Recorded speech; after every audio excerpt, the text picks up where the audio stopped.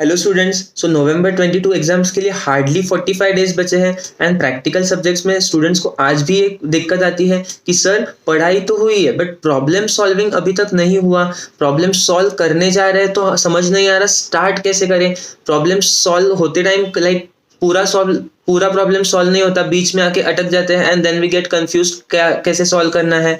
या फिर कभी कभी पूरा सॉल्व भी कर लेते हैं बट इंस्टीट्यूट के अकॉर्डिंगली वो गलत होता है। तो इसके लिए सर सॉल्यूशन क्या है? देखो सर, सॉल्यूशन इसके लिए मल्टीपल सॉल्यूशंस है। मैं कुछ सॉल्यूशंस आपको बताता हूँ। First is practice by way of comparison. जब आप प्रैक्टिस करोगे तब कंपैरिजन करके प्रैक्टिस करना। For example if you are solving a sum and then बाद में जाके कभी आपको सिमिलर सम मिलता है या फिर उसी टॉपिक के रिलेटिंग अदर सम मिलता है, तो ट्राई टू कंपेयर दो सम कि इस सम में और इस सम में अलग क्या था। फॉर एग्जाम्पल सेम कंसेप्ट पे बेस्ड दो सम्स है एंड देन दोनों में थोड़ा थोड़ा डिफरेंसेस है, तो ट्राई टू कंपेयर कि अच्छा इस डिफरेंस के वजह से इसका सॉल्यूशन ऐसे इस तरीके से है।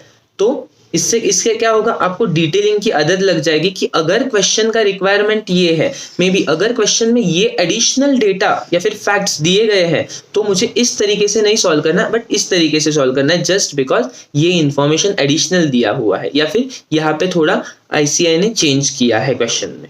समझा? So that is you practice by comparing the sums. Analyse करो कि इसमें क्या था, इसमें क्या था।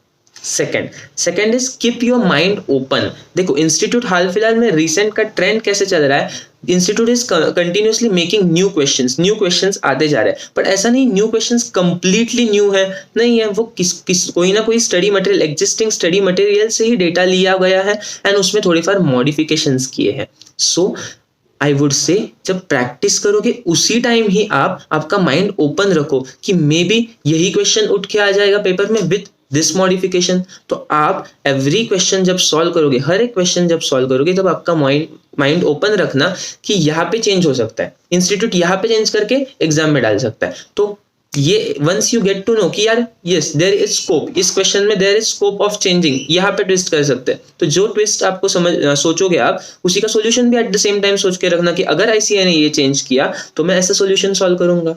समझा? So that would make you prepare पहले से ही for any change that institute में make in questions. And maybe ऐसा हो सकता है कि आपने जो सोचा हुआ क्वेश्चन वही आ जाए एग्जाम में।